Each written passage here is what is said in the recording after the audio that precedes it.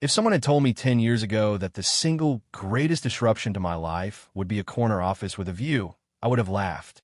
I didn't want a view. I wanted consistency. I wanted the quiet hum of my computer, the predictable scent of burnt coffee from the communal pot, and the precise, comforting geometry of my cubicle walls. My life was a carefully constructed fortress against the unexpected, and for a decade, its defenses held. Then came Daniel, and with him, the slow, terrifying realization that the highest walls are the ones we build around our own hearts. My world was a grid. Lines on a spreadsheet, tiles on the floor, the neat stack of reports on the corner of my desk. I found a deep, abiding peace and order. Each day was a replica of the last. Wake at 6:30. Black coffee, 2 slices of toast. The 74-minute commute on the 7:15 train. Arrive at my desk at 8:58, 2 minutes to spare. I was an analyst, a data whisperer. My job was to find the story in the numbers, to translate chaos into clean, predictable trend lines. I was good at it because my entire existence was a trend line. Daniel was chaos. He didn't walk into the office, he breached it. A wave of sound and energy that lapped against the shores of my quiet cubicle. He was in sales, of course.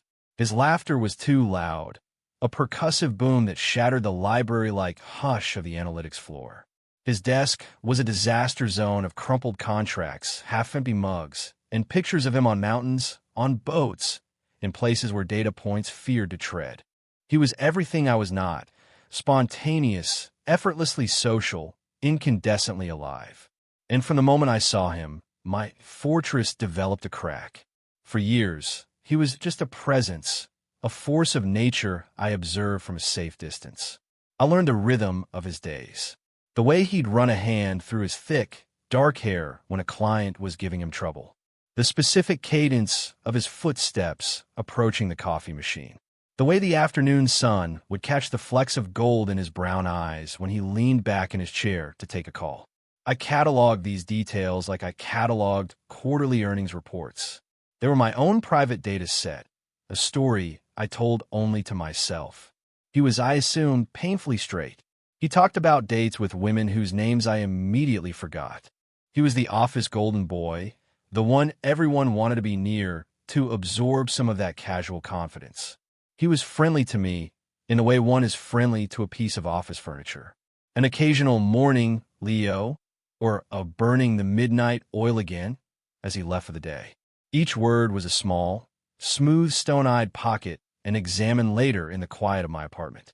Our relationship, if you could call it that, existed in these fleeting intersections. A shared elevator ride where the silence felt like a physical weight on my chest. A brief exchange at the printer where I could smell his cologne, something clean and sharp like cedar and citrus, a scent that clung to my senses long after he was gone. He was the sun, and I was a planet caught in his orbit, content to circle at a distance that kept me from burning up. The distance was the key. It was my safety. My feelings for him were a secret garden, a place I tended to in the dark. It was a manageable ache, a low-grade fever that I had learned to live with. I had my routine. I had my grid. He was a beautiful, chaotic variable, but one I could control by keeping him on the other side of an invisible line. I never crossed it. I never invited him for a drink. I never lingered by his desk. The friendship, as it was defined by the space between us. A chasm of unspoken things. Then the memo went out. It was a Tuesday. The air in the office was thick with the usual post-lunch slump. My screen glowed with comforting columns of numbers. And then the email landed, its subject line a single, explosive word. Promotion. I opened it, my heart a slow, heavy drum against my ribs. It announced the creation of a new departmental director position, and it announced that Daniel Vance would be filling it. My boss. He was going to be my boss. The grid of my world tilted on its axis. The predictable lines wavered, blurring into something unrecognizable. The distance I had so carefully curated was about to be obliterated. He wasn't just a presence across the office anymore. He would be in my meetings. He would be approving my reports. He would be in my space, my carefully controlled, quiet space. That afternoon, he didn't know how to tell me. I watched him. He got up from his desk half a dozen times, started walking toward my section, then aborted the mission, turning on his heel to grab a coffee he didn't need or talk to someone he'd already spoken to. His usual confidence had been replaced by a strange, nervous energy, a restlessness that vibrated across the office floor. It was the first time I had ever seen him look uncertain. Finally, at 5 o'clock, when the office was starting to empty, he approached. His shadow fell over my desk long before he spoke. Now, hey, I looked up. He wasn't smiling his usual easy smile. His hands were shoved in his pockets. Daniel, I said, my voice betraying nothing. Congratulations. I saw the memo, yeah. Thanks, he shifted his weight. A gesture so uncharacteristically awkward it felt like a seismic event. Listen, I know this is a little weird. Us, you know. Me being. He gestured vaguely at the corner office, still occupied by its previous tenant. That it's the nature of the business, I said, the words automated, sterile. Right. Yeah. He sighed, running a hand through his hair. The familiar gesture was different now, fraught with a new tension. Look, I just wanted to say, nothing has to change. Between us, but it already had. Everything had changed. The fortress was breached. The chaos was coming in. The next few weeks were a masterclass in controlled awkwardness. The promotion necessitated a project that was falling apart, a key account in a remote mountain town that was threatening to walk. The previous director had botched it. It was Daniel's first test, a trial by fire. And because I was the only analyst who understood the labyrinthine history of the account, I was his unwilling co-pilot. We have to go up there, he announced one morning, standing over my cubicle. He had a new authority in his voice, a layer of command laid thinly over his usual easygoing tone. Just you and me. We need to go to Blackwood and fix this. Face-to-face Blackwood, a tiny town nestled in a valley, famous for two things: its ski resort and its ability to get completely snowed in from November to March. It was the end of October. The air was already turning sharp with the promise of winter. My stomach filled with a swarm of angry bees. A multi-day trip, a shared rental car, a hotel, just him and me. It was a violation of every rule I had built my life around. It was forced proximity on a scale I couldn't comprehend. I can prepare a full data package from here. I offer my voice tight. A video conference would be more efficient. No, he was firm. This needs a personal touch. My touch, he paused. In your brain? I can't do it without you, Leo. That was the first crack in my resolve. I can't do it without you. It wasn't a command from a boss. It sounded different, like a confession. So I said yes. I packed a bag with practical, sensible clothing. I printed out every chart, every graph, every piece of data we could possibly need. I prepared for a business trip. I did not prepare for the disruption that was about to dismantle my life, piece by careful piece. The routine was broken. The grid was gone. We were heading into the storm. The drive up to Blackwood was 5 hours of strained silence and bad radio. Daniel gripped the steering wheel of the rented SUV, his knuckles white. The easy charm he deployed around the office was gone, replaced by a focused, grim tension.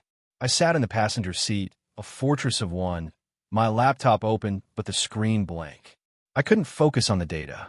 My own internal sensors were overwhelmed by his proximity. The faint scent of his laundry detergent, the way his bicep flexed when he changed gears, the sheer solid presence of him filling the space beside me. Every mile we drove north, the temperature dropped and the sky grew heavier, a bruised, swollen gray. The forecast had promised flurries. It had not promised the thick, wet flakes that began to plaster themselves to the windshield an hour outside of town. Damn it, Daniel muttered, leaning forward, his eyes narrowed on the increasingly treacherous road. This is coming down faster than they said. The world outside the car was dissolving into a swirling vortex of white. The pines lining the road became ghostly apparitions. My carefully ordered world was being erased, buried under a blanket of pure, chaotic nature. My anxiety, a low hum in the background of my life, began to crescendo. By the time we reached the turnoff for the lodge, the SUV was crawling, the wipers fighting a losing battle against the onslaught.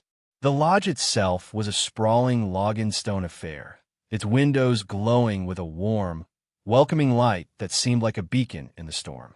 It was also, as we quickly discovered, completely booked, except for one room. "The last one we've got," the woman at the front desk said, her expression a mix of pity and pragmatism. "The Black Bear Suite.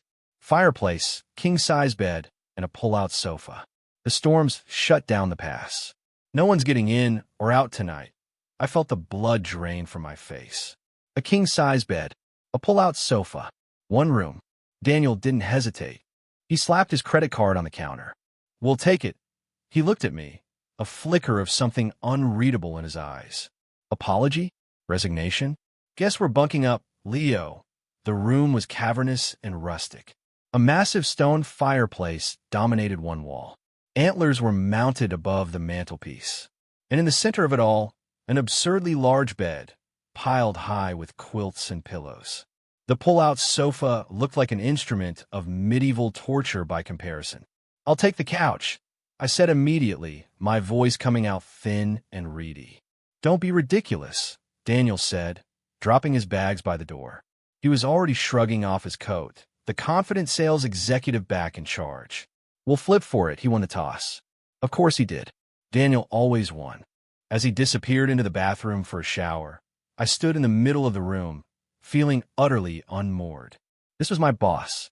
This was the man who occupied every corner of my secret thoughts. And I was going to sleep in the same room with him, separated by a few feet of professionally clean carpet. The air was thick with the scent of wet wool and pine from the fire Daniel had started. It was too intimate. It was too much. He emerged 20 minutes later, a cloud of steam billowing out behind him. He was wearing gray sweatpants and a plain white t-shirt. His hair was damp and tousled. The corporate armor was gone. This was a version of him I had never seen, unguarded and casual. My breath caught in my throat. "Food?" he asked, rubbing a towel over his head. I could eat a horse. The lodge's restaurant was cozy and crowded, full of skiers stranded by the storm. We found a small table near the back. The forced proximity of the hotel room was replaced by the forced intimacy of a dinner table. For the first time, there was nowhere to hide. No spreadsheets to look at. No colleagues to interrupt us. He ordered a steak. I ordered a salad I had no intention of eating. For a while, we talked about work, about the client, the failing project, the numbers. It was safe territory. But as the wine he ordered began to loosen the tension in his shoulders, the conversation drifted. He started talking about the promotion. And for the first time, the confident facade cracked wide open. "You know," he said, staring into his wine glass, "everyone was slapping me on the back, congratulating me. But all I could think was, I have no idea what I'm doing, I just listened." It felt like watching a statue come to life. "I'm good with people," he continued, his voice lower now. "I can sell. I can schmooze. That's my thing. But this, directing a department, managing people like you, people who are actually, brilliant." He looked up at me, his gaze direct and intense. "It's terrifying, Leo. I feel like a complete fraud." There it was. Vulnerability. A raw, honest confession dropped onto the table between us. In that moment, the power dynamic that had defined our relationship for a decade, the charismatic son and the quiet planet, the new boss and the subordinate, it didn't just shift. It inverted. He was the one who was lost, and he was, impossibly, looking to me for a map. I saw him then, not as the golden boy, not as the object of my secret affection, but as a person who was tired and scared. I noticed the faint, silvery line of scar just above his right eyebrow, a tiny imperfection I'd never been close enough to see before. I saw the deep lines of exhaustion fanning out from the corners of his eyes. I saw the calluses on his hands, not from paperwork, but from something real, from a life lived outside the office walls. "You're not a fraud," I said, and the words felt solid and true in my own mouth. "You're good with people because you see them. You listen. That's not schmoozing. That's a skill." A rare 1 inch. He looked at me, a strange, searching expression on his face. "You really think that?" "I deal in data, Daniel," I said, a small, wry smile touching my lips. "I don't have opinions. I have observable facts." A real smile broke across his face then, not the wide, performative one from the office, but something smaller, more genuine. It lit him up from the inside. Observable facts, he repeated, shaking his head. God, I'm glad you're here. Later, back in the room, the storm raged outside, a howling symphony of wind and snow. The fire crackled in the hearth, casting long, dancing shadows on the walls. The air was warm and close. Daniel was on the bed, propped up against the pillows, looking over some of the files I printed. I was on the floor, my back against the dreaded pull-out sofa, my own set of papers spread around me. We worked in a comfortable silence for a while, the only sounds the fire and the storm and the rustle of paper. He was surprisingly focused, asking sharp, insightful questions. He wasn't a loud salesman anymore. He was a man trying to solve a problem, and he was trusting me to help him. The chasm between us had shrunk to a few feet of braided rug. At some point, he set his papers aside. My head is swimming, he said, sighing. I need a break. I nodded, gathering my own files into a neat stack. As I pushed myself up from the floor, my knee, stiff from sitting so long, gave a little buckle. I stumbled forward, my hand flying out to catch myself. It landed squarely on his. His hand was resting on the quilt, open and relaxed. My hand covered it completely. The shock of it was like a jolt of electricity, a sudden, searing heat that shot up my arm and exploded in my chest. His skin was warm, the texture of his knuckles rough. It was the first time we had ever touched, truly touched, beyond a perfunctory handshake. A universe of possibilities existed in that single point of contact. My internal reaction was pure panic. My heart became a frantic, trapped bird, beating its wings against the cage of my ribs. Move. Let go. Apologize. Pretend it didn't happen. My brain screamed a dozen contradictory commands. But I didn't move, and neither did he.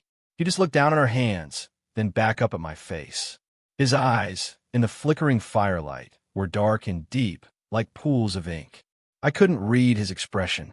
It wasn't shock, or disgust, or amusement. It was something else, something quiet and questioning. The moment stretched into an eternity. The storm outside faded to a dull roar. The crackling of the fire was the only sound in the universe. I could feel the frantic pulse in my own wrist, beating against the back of his hand. I wondered if he could feel it too.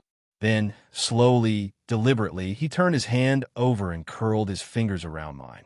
My breath left my body in a silent rush. He was holding my hand. His grip was firm, certain. There was no accident in it. It was an answer. It was a question. It was everything. The carefully constructed walls of my fortress, already cracked and weakened, crumbled into dust. The secret garden I had tended in the dark was suddenly flooded with light.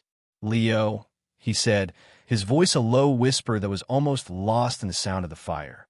I couldn't speak. I could only look at him, my entire history of longing and silence and carefully guarded hope naked in my eyes. He tugged gently on my hand, a silent invitation.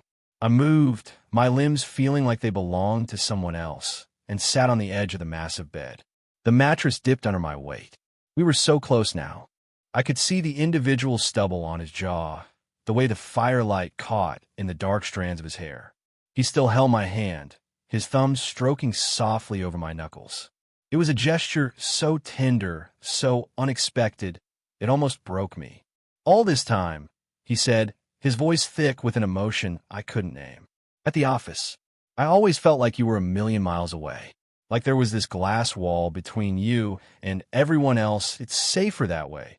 I managed to say, the words feeling like sandpaper in my throat. "Safer from what?" he asked, his gaze unwavering. "From this, I thought. From you." "I was wrong," he continued, his voice barely audible. "The wall wasn't yours. I think maybe it was mine." And then he confessed. Not about feelings, not about desire, but about something deeper. He confessed his loneliness. He spoke of the endless parade of parties and client dinners, of being surrounded by people, but feeling completely, utterly alone. He spoke of the promotion not as a victory, but as another layer of isolation. "Everyone sees this version of me," he said, gesturing to himself with his free hand. "The loud guy, the closer, the life of the party. No one ever sticks around for the quiet part. No one ever asks. He looked at me, his eyes shining with a raw vulnerability that stole the air from my lungs. But you see it, don't you? You've always seen it. And in that moment, emboldened by the fire, by the storm, by the shocking, solid warmth of his hand in mine, I said the truest thing I had ever said out loud. I see you, I whispered. I've always seen you. The space between us, once a chasm, was now nothing more than a breath. He lifted his other hand, his fingers hesitating for a fraction of a second before they gently touched my cheek. His calloused fingertips were a startling contrast to the sudden, feverish heat of my skin. He leaned in slowly, his eyes searching mine, giving me every opportunity to pull away. It wasn't a rush of passion. It was a question asked in the universal language of proximity. Is this okay? I didn't pull away. I leaned into his touch, a silent yes, and then he kissed me. It was not the kind of kiss I had imagined in my most private daydreams. It was not frantic or demanding. It was slow, hesitant. It was unbelievably soft. It was a kiss of discovery, a tentative exploration of a new and terrifying territory. It tasted of wine and wood smoke and a decade of unspoken words. When he pulled back, he rested his forehead against mine. His breath was warm on my lips. We stayed like that for a long moment, the only thing holding us together, our joined hands and the fragile, unbelievable truth of what had just happened.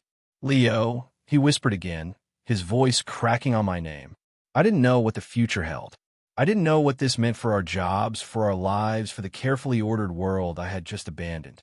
All I knew was the solid weight of his hand in mine, the warmth of his breath on my face, and the overwhelming, terrifying, beautiful feeling of finally being seen.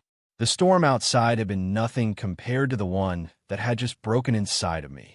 I woke to the sound of silence, a profound, unnatural quiet that was more jarring than any alarm clock. The storm had passed. The wind no longer howled. The fire in the hearth had died down to a bed of pale, gray ash. My first conscious thought was of warmth. I was cocooned in it. I was in the bed, the real bed. The covers were heavy and soft around me, and the pillow under my head smelled faintly of him, of cedar and citrus. My second thought was of cold. The space beside me was empty. I sat up, my heart a cold, hard knot in my stomach. The first rays of dawn were filtering through the window, painting the room in weak, watery shades of blue and gray. The world outside was a pristine, unbroken landscape of white. Beautiful. Sterile. Daniel was gone. His bag was gone. His coat was gone from the hook by the door. The only evidence he had been there at all was the indentation on the pillow next to mine and the faint, lingering scent of his presence. On the nightstand was a piece of hotel stationery, folded in half.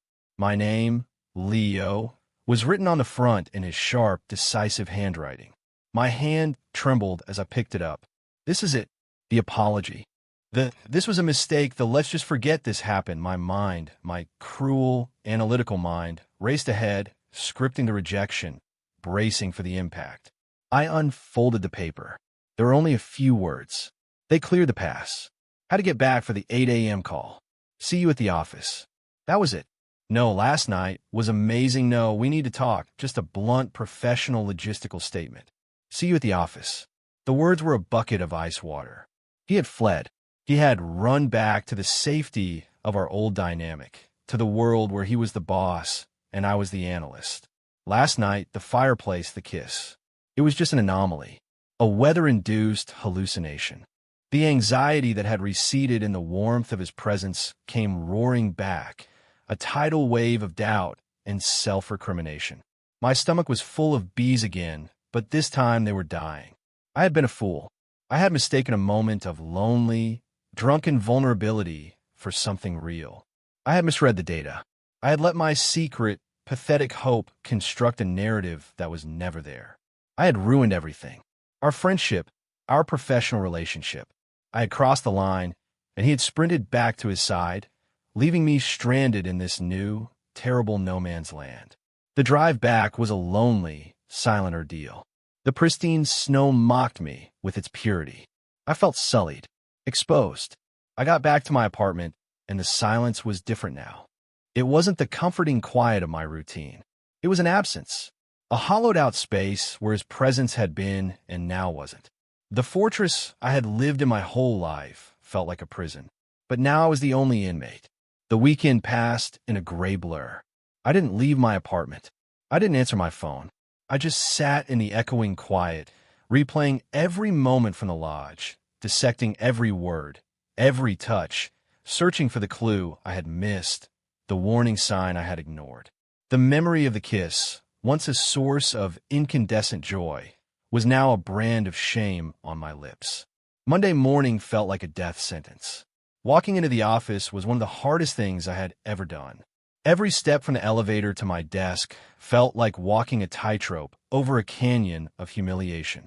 I kept my head down, my gaze fixed on the familiar gray tiles of the floor. I didn't have to look to know he was there. I could feel his presence from his new corner office, a magnetic pull I could no longer ignore. I booted up my computer, the hum a weak, pathetic echo of its former comfort. An email from him was waiting. Subject, Project Blackwood. My heart hammered against my ribs. I clicked it open. It was a sterile, professional summary of our next steps for the client, CCGNG, the entire team. It was full of corporate jargon and action items. My name was listed next to a bullet point about finalizing the data analysis. It was as if the night in the lodge had never happened, as if we were just two colleagues who had taken a business trip. The silence was his answer. He was erasing it. He was pretending it was nothing. The day was torture, a long, slow grind of feigned normalcy.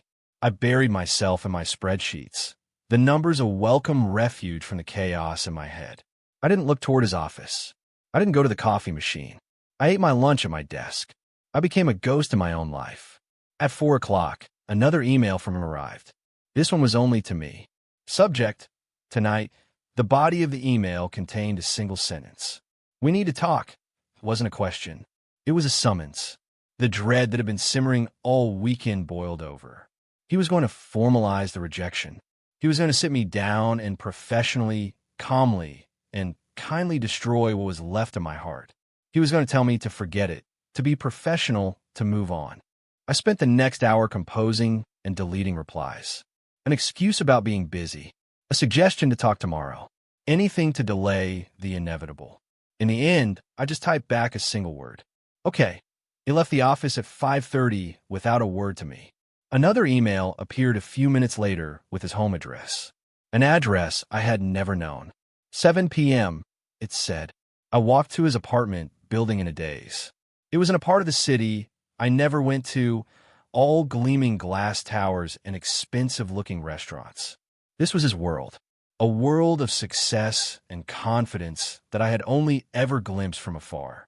I stood outside his door for a full 5 minutes, my hand hovering over the buzzer. I could still run. I could get back on a train, go back to my quiet apartment, and spend the rest of my life rebuilding my fortress, brick by painful brick. But the memory of his hand in mine, the feeling of his forehead resting against my own, it was a crack in the wall I couldn't seal. I had to know. Even if the truth was going to shatter me, I had to hear it. I pressed the buzzer. The door clicked open almost immediately. He was standing there, framed in the doorway. He looked terrible. He was still in his work clothes, but his tie was loosened, his shirt was untucked, and his hair was a mess, as if he'd been running his hands through it all day. The confident swagger was gone. He looked exhausted. He looked as wrecked as I felt. "Leo," he said, his voice rough. Come in. His apartment was exactly what I didn't expect. I had pictured something minimalist and modern, cold and impersonal. But it was warm, lived in. The walls were lined with bookshelves, crammed with novels and travel guides.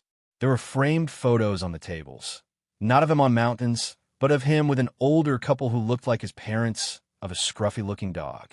It was a home, but it felt empty. It was the home of a lonely person. He didn't invite me to sit. He just stood in the middle of the living room, a few feet away from me, that nervous, restless energy radiating off him again. "I'm sorry," he said, the words rushing out of him. "About this weekend. About the note. The emails. I'm so sorry. I'm an idiot." I just stared at him, unable to process. This wasn't the speech I had prepared for. I panicked, he said, his voice cracking. He finally looked at me, and his eyes were full of a desperate, pleading vulnerability. Leo, I got back here to this empty apartment, and I completely freaked out. What happened at the lodge? It was the most real thing that's happened to me in years. And it scared the hell out of me. He took a step closer. All my life, I've had a script. I know how to be the sales guy. I know how to be the fun friend. I know how to be the good son. I just got the script for being the boss. But for this, for you, there's no script, and I didn't know what to do. So I did what I always do. I ran. The dam of my own fear and anxiety broke. I thought you regretted it. I whispered, the words tasting like ash. I thought it was a mistake. No, he said, his voice fierce. He closed the remaining distance between us, his hands coming up to grip my arms. His touch was grounding, real. No, Leo, the mistake wasn't a kiss. The mistake was the silence. The mistake was me being a coward for 2 days because I've never felt anything like that before, and I was terrified of what it meant. He looked around his apartment, a look of profound sadness on his face. This promotion, this big step up, it just made me realize how alone I am. How much of my life is a performance. And then there was you, in that room. You weren't looking at the performer. You were just looking at me. And he trailed off, shaking his head. This was our clarifying conversation. The honest, messy, terrifying truth laid bare on his expensive hardwood floor. He was just as scared as I was. Maybe more so. The strong, silent type was a facade. Underneath was someone just as desperate for connection, just as fearful of a risk. I don't have a script either, Daniel, I said, my voice finding its strength. I've just been watching you from the other side of the glass for 10 years, a look of profound understanding and something like regret passed over his face. 10 years, he breathed. He let go of my arms and reached into his pocket. He pulled out a single, solitary key on a plain silver ring. It looked small and insignificant in his large hand. He held out to me. I don't want to come home to an empty apartment anymore, he said, his voice quiet but firm. I don't know what this is, Leo. I don't know where we're going. All I know is I don't want to go there alone. And I don't want to pretend at the office. I don't want there to be a line between us anymore. It was a key, a simple metal object, but it was a symbolic gesture of staggering weight. It was an invitation. It was a promise. It was an act of commitment, offered up in the midst of his fear and confusion. It was the most terrifying and beautiful thing anyone had ever offered me.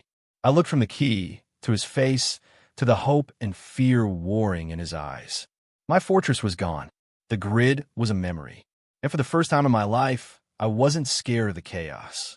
I was stepping into it, willingly. I reached out, and my fingers closed around the key. Its metal was cool against my skin. Okay, I said. It was the only word that mattered. The next morning, I woke up to the smell of coffee. Real coffee, not the burnt sludge from the office. I was in his bed, in his apartment, the morning light streaming in through a massive window that overlooked the city. For a moment, a flicker of the old morning after panic tried to take hold, a ghost of a reflex. But then he walked in holding 2 mugs. He was wearing the same gray sweatpants from the lodge, his hair was a mess, and he had the ghost of a smile on his face. He handed me a mug. Our fingers brushed.